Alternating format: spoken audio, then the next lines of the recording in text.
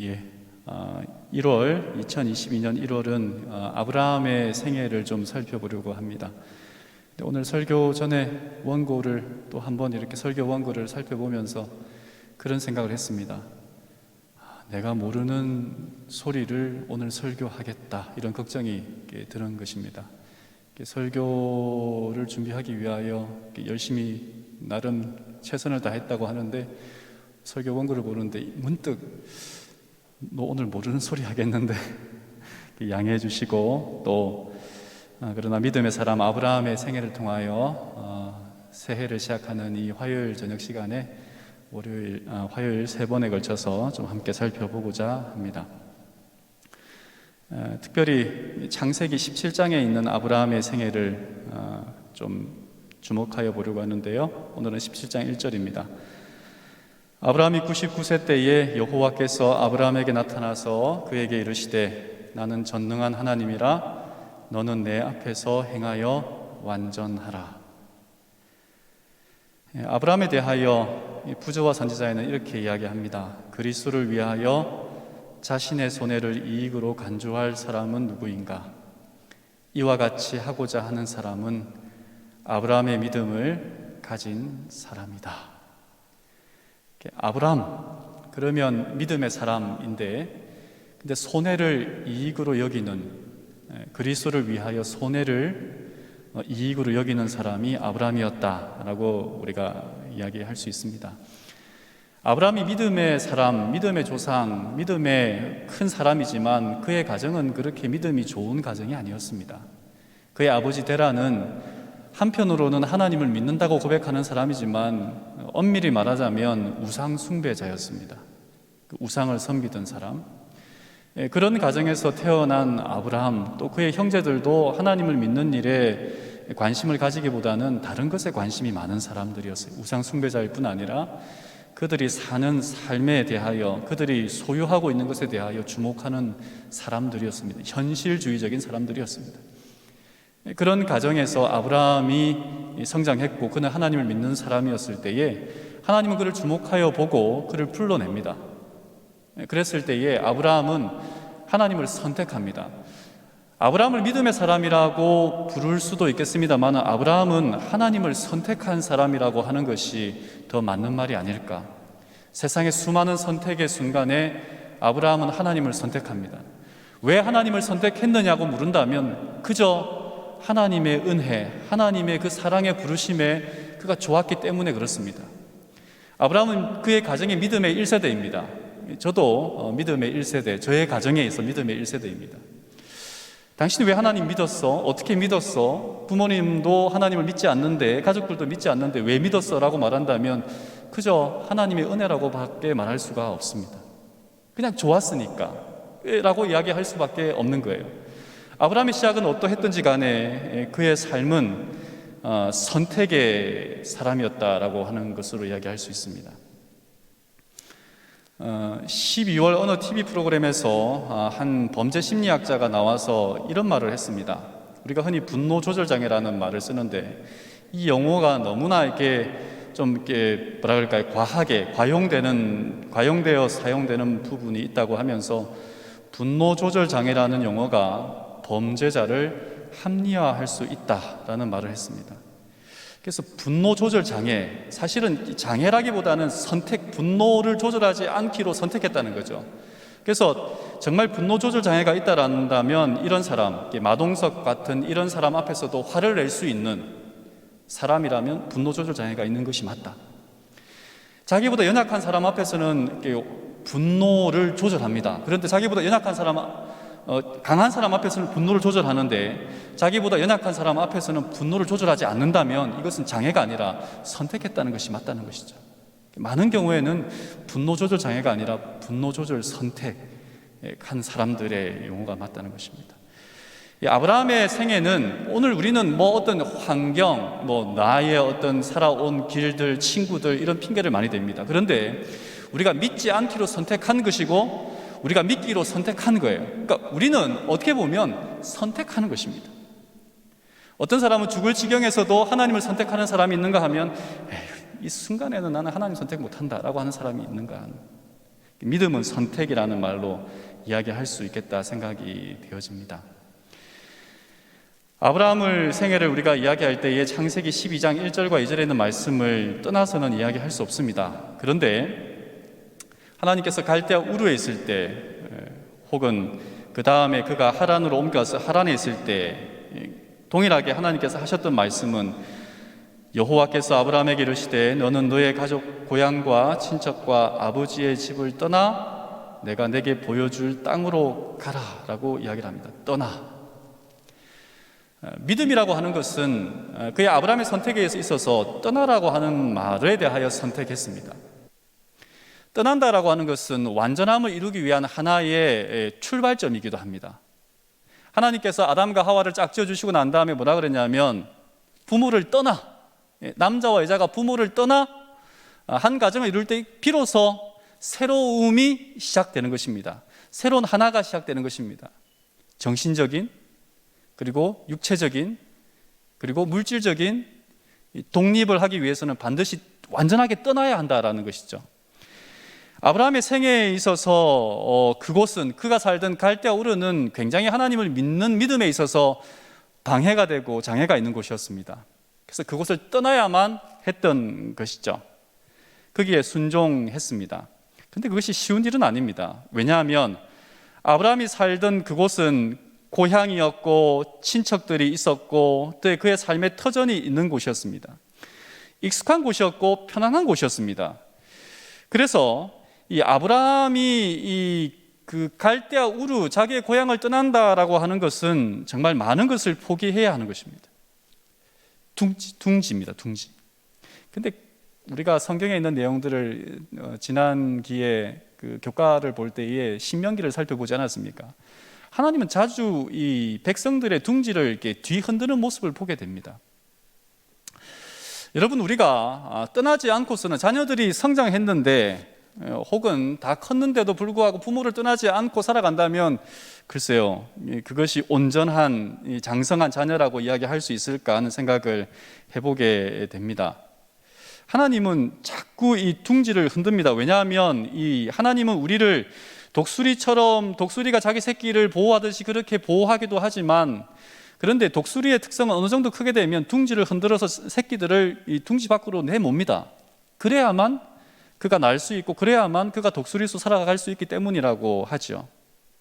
우리가 살아가는 이 생애, 이스라엘 백성들의 생애를 이게 특별히 광야로 하나님은 내모셨어요. 어떻게 보면 광야로 내모셨을 때에 단순하게 어려움과 힘듦 가운데에서 그들이 그냥 막연하게 애굽을 떠나서 가나안을 가는 것이 아니라 그 떠나는 광야 생활 속에서 그들은 무엇했냐면 이 자립하는, 그들이 노예 생활로 살아가던 그들의 삶의 구조로부터, 생각의 구조로부터의 어떤 독립, 그리고 그들의 어떤 그 우상 숭배자로서의 삶으로부터 독립. 그래서 이 광야의 삶은 머물지 않습니다. 떠난다라고 하는 말은 우리가 살아가는 이 세상은 광야에 비교할 수 있는 삶이라면 하늘 가나안을 향하여 가는 광야의 삶을 살아가는 이 광야의 사람들은 멈추지 않습니다. 항상 떠나는 생애를 살아가는 것을 보게 됩니다. 특별히 이 베드로전서라든지 히브리서에 있는 이 말씀을 보면 우리의 삶을, 하나님을 믿는 삶을 이 나그네의 삶이라고 이야기를 했습니다. 나그네는 정착하지 않고 어딘가를 계속 전진하는 그런 사람들입니다.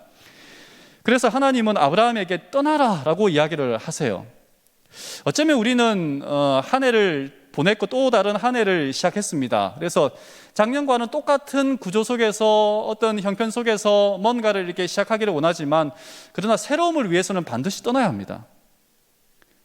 내가 좋아하던 것, 그러나 하나님이 싫어하는 것에서 떠나가야 하고, 그리고 내가 원하지 않지만 때로는 새로 맡겨지는 어떤 교회의 임무라든지 그런 것에서 우리가 새롭게 출발해야 합니다. 왜냐하면 우리는 하나로 고정되어 살아가는 사람이 아니라 하늘을 향하여 전진하고 정체하지 않는 삶을 사는 정체성을 가진 사람들이라면 끊임없이 우리에게는 뭐 할 수밖에 없는 사람들이냐면 새로운 환경과 또 새로운 어떤 의무를 가지고 살아갈 수밖에 없는 사람들인 것이죠. 아브라함의 생애에 있어서 그가 가야 하는 곳은 보여준 땅이 아니라 보여줄 땅이었지만 한 번도 가보지 못한 곳이었습니다. 믿음은 떠나는 것으로 시작하지만 사실은 보여준 땅이 아니라 보여줄 땅입니다. 히브리서 11장에 믿음으로 아브라함은 부르심을 받을 때에 순종하여 장래 기업을 받을 땅에 나아갈 바를 알지 못하고 나아갔으며, 이 창세기 12장에 대한 혹은 이 히브리서 11장에 대한 어떤 주석을 우리 본계 주석을 보면 사실은 갈대아 우르에서 하나님이 아브라함에 가라고 한 곳은 이 가나안이었다라고 이야기했어요. 근데 가나안이었는데 가나안을 아브라함이 한 번도 가본 적이 없어요. 가라고 한 것은 갈대아 우르에서 가나안으로 가라고 한 것이었지만 이 가나안이라고 하는 것은 한 번도 가본 적이 없었던 그런 곳이었습니다. 그런데 아브라함이 떠났을 때에 이 부조와 선지자에 있는 말씀을 보면 이런 말이 있습니다. 아브라함에게 있어서 이 세상에서 가장 행복한 곳은 하나님께서 그로 있기를 원하시는 곳이었다. 뭐라고요? 갈대아 우르가 훨씬 살기 좋았어요. 이 고고학적인 발굴에 의하면 갈대아 우르는 그 당시 지금으로부터 벌써 한 거의 4,000년 가까운 시간이 되는 때 아닙니까? 그런 때였음에도 불구하고 그곳에는 화장품이 있었어요. 그 갈대아 우르는 오늘날과 같은 수세식 화장실은 아니었지만 그러나 수세식 화장실의 문명을 갖추고 있던 곳이 갈대아 우르였습니다. 그런데 가나안은 그렇지 못한 곳이었어요. 그런데 아브라함이 떠나라고 한 것은 그가 있는 곳이 하나님이 어떠한 목적으로 떠나라고 했는지 우리가 여러 가지 이유를 말할 수 있습니다만은 하나님이 가라고 하셨어요. 하나님이 가라고 하셨고 하나님이 있기를 원한 곳에 있는 것이 자신에게 삶에 있어서 뭐라는 것을 선택했어요? 행복이다라고 하는 그 말씀을 선택한 겁니다. 여러분, 때로는 우리가 있기를 원하는 곳이 있습니다. 살기 원하는 곳이 있습니다. 내가 하고 싶은 일이 있습니다. 내가 만나고 싶은 사람들과 함께 이루고 싶은 그 그룹에서 뭔가를 신앙생활을 하기를 원합니다. 그런 때로 하나님께서 떠나라라고 한다면, 그거 말고 다른 걸 하라라고 이야기한다면 우리는 뭐 해야 될까요?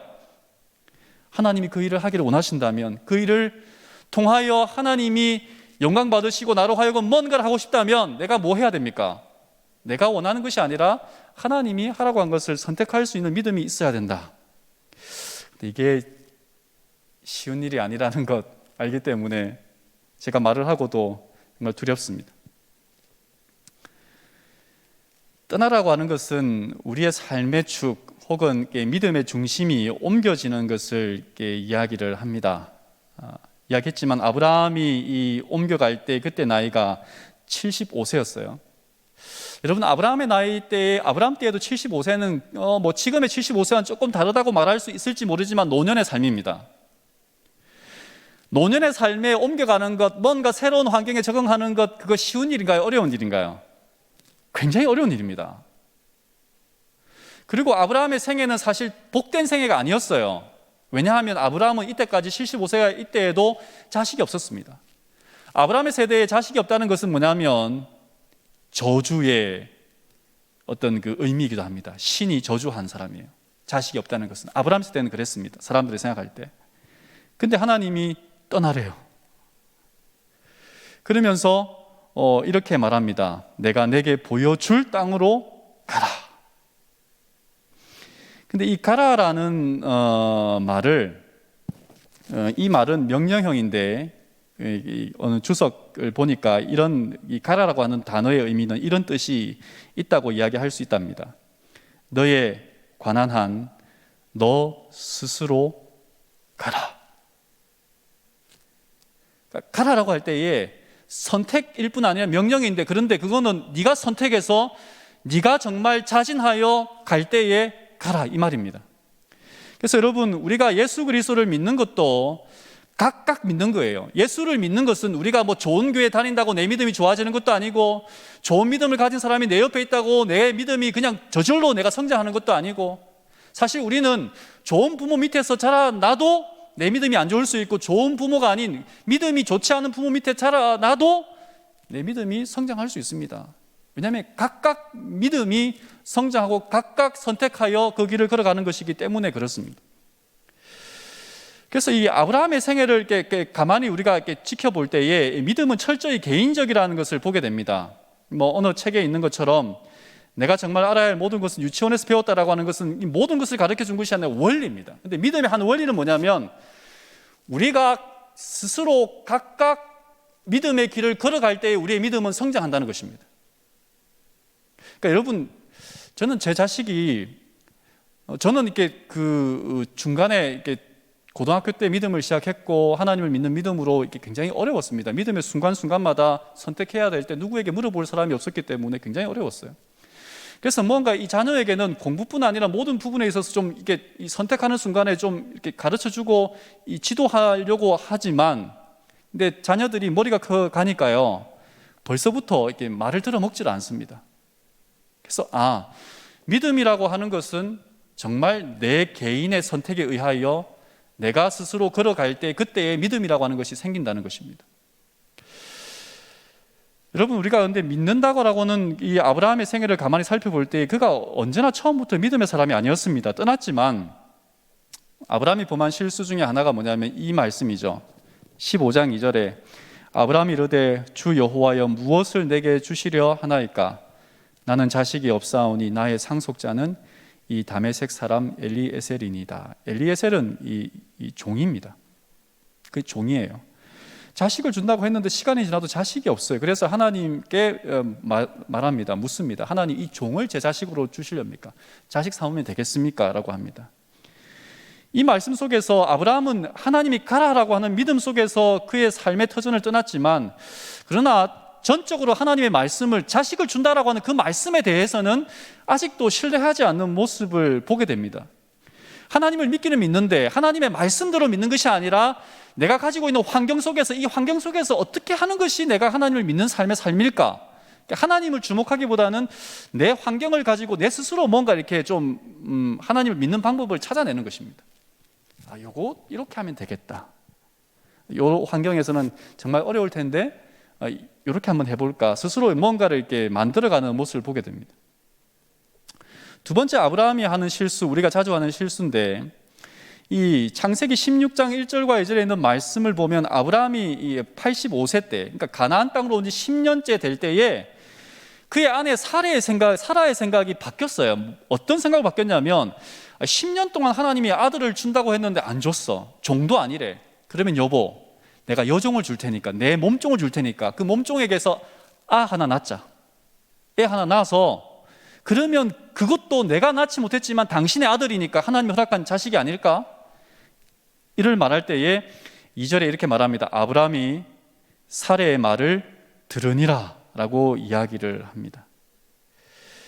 하나님을 믿는다고 하면서도 이 관심과 초점을 하나님이 주시는 말씀의 본질이 아니라 그 말씀을 내가 인위적으로 그 말씀을 이렇게 자식을 준다고 했어. 다른 사람이 아니라 아브라함의 자식이라 그랬어. 그러면 내가 못 낳으니까 이 몸종을 통해서라도 아이를 낳으면 하나님의 자식이 아닐까? 스스로 뭔가를 만들어 가려고 하는 것이죠. 하나님의 말씀 그 자체를 믿는 것이 아니라 그 말씀을 내가 맞는 환경대로, 내 욕심대로 요리해가는 모습을 보게 됩니다. 우리도 그런 실수를 범하고 있지 않는가 하는 생각을 해보는 것이죠. 믿음이라고 하는 것은 그 대상에 대한 신뢰가 전적으로 있을 때에 믿음이라고 하는 것이 이루어집니다. 대상에 대한 신뢰 말입니다. 하나님은 전능하십니다. 하나님은 전지하십니다. 하나님은 편재하십니다.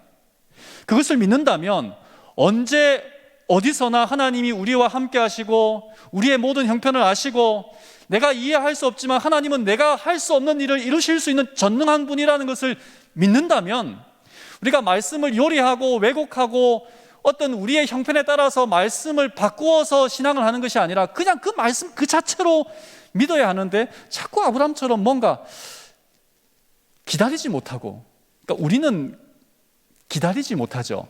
지금 내가 원하는 바가 있지 않습니까? 내가 원하는 바가 있으면 그 일이 내 앞에 닥쳐왔어요.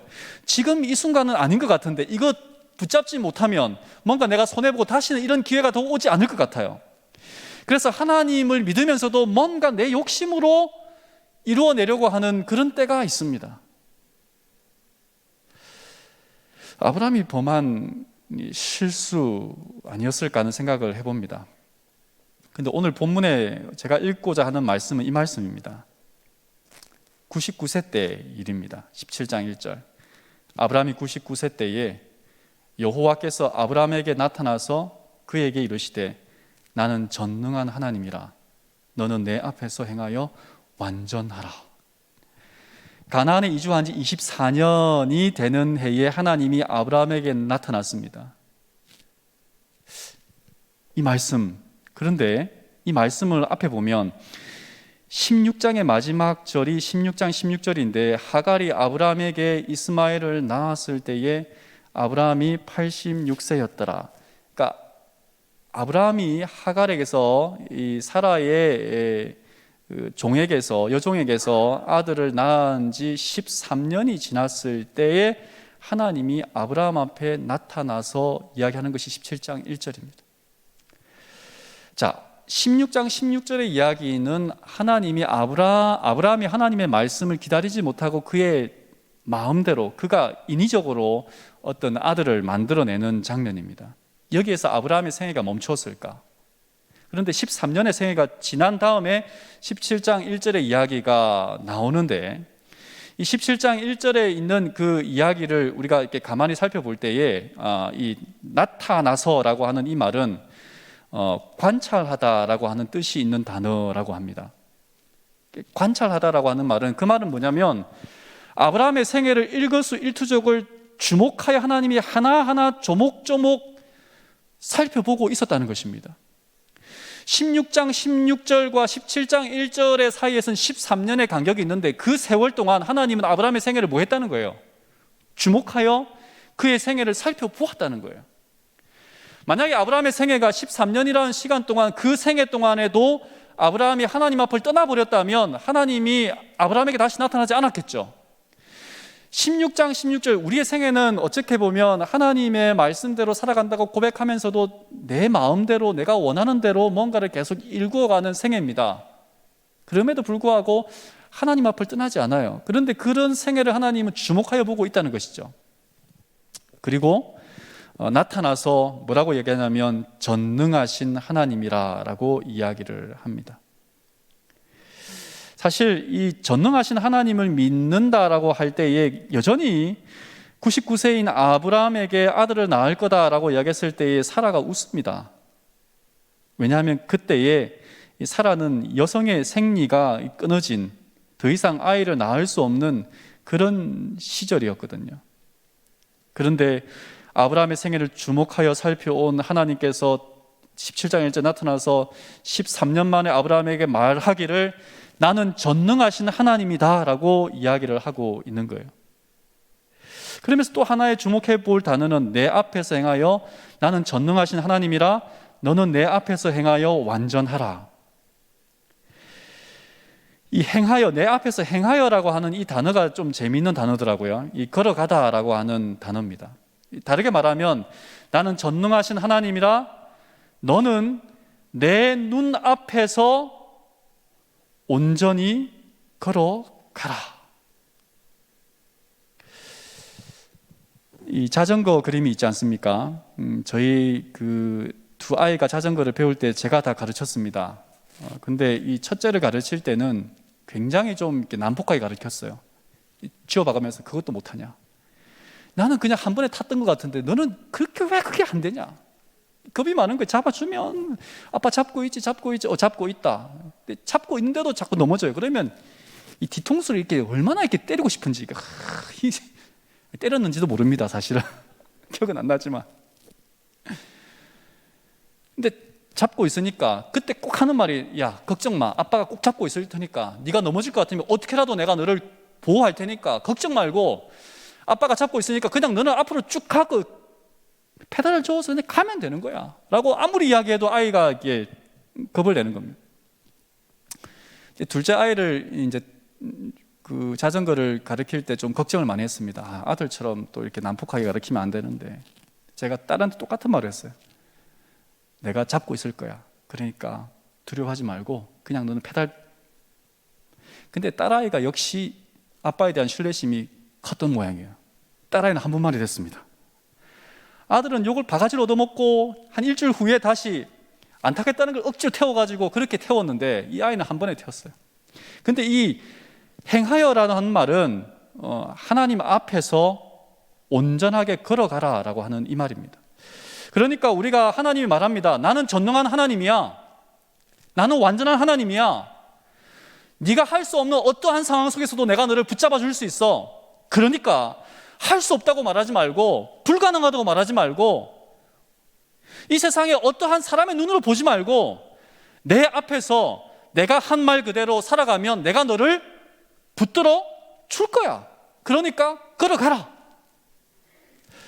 여러분, 이 아브라함이 그때 믿었을 때에 창세기 15장에는 아브라함이 하나님을 믿음에 그것을 의로 여겼다라고 한 말이 있습니다.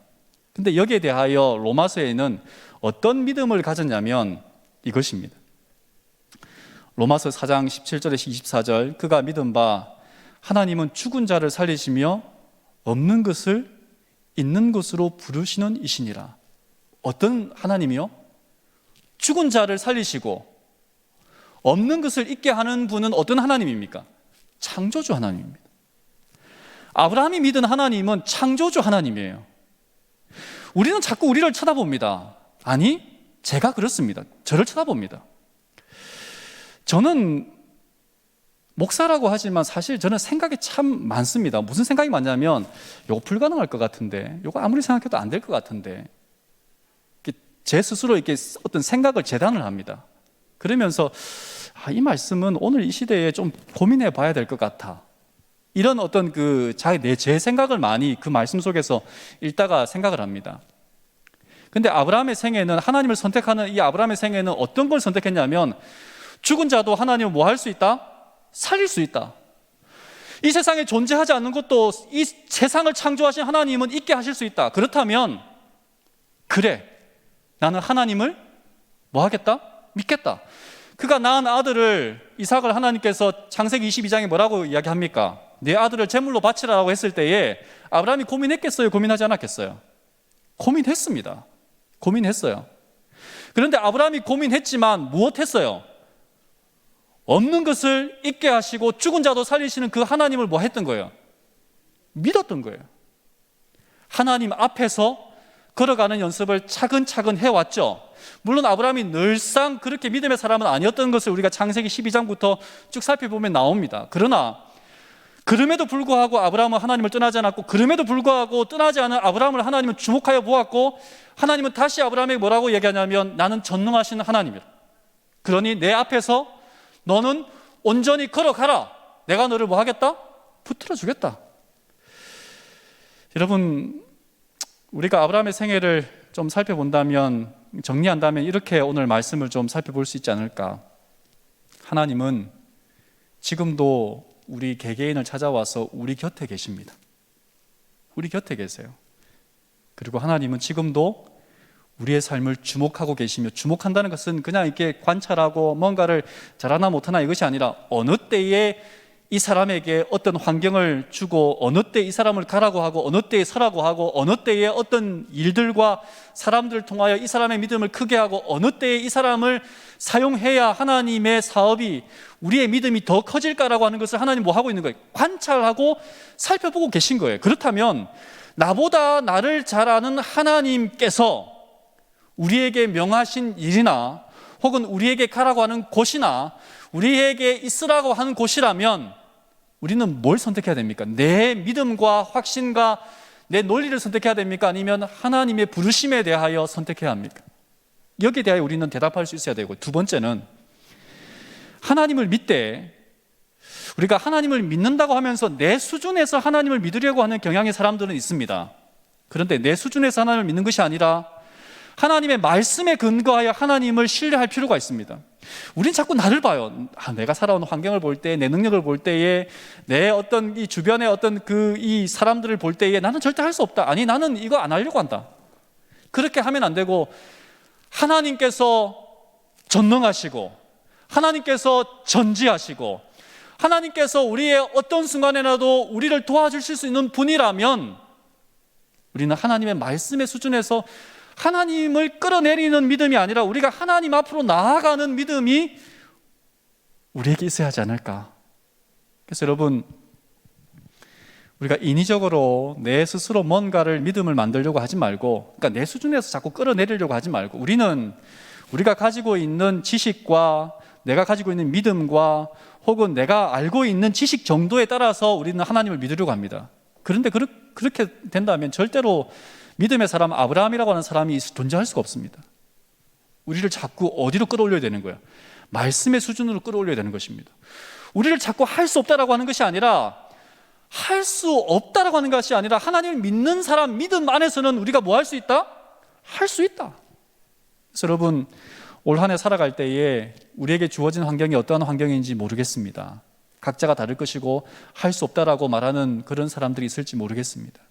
혹은 내가 이런 것에서 왜 이럴까라고 할 수도 있습니다. 그러나 하나님은 우리의 삶을 주목하시고 그리고 하나님을 선택하고 그 말씀대로 살아가려고 하는 믿음의 사람들을 오늘도 인도하고 계시고 보호하고 계시고 넘어지면 일으켜 주려고 하고 계신다는 사실을 기억하시고 믿음 안에서 스스로 걸어가며 그리고 하나님을 선택하는 저와 우리 모든 믿음의 성도들이 되기를 간절히 바라면서 말씀을 줄이도록 하겠습니다.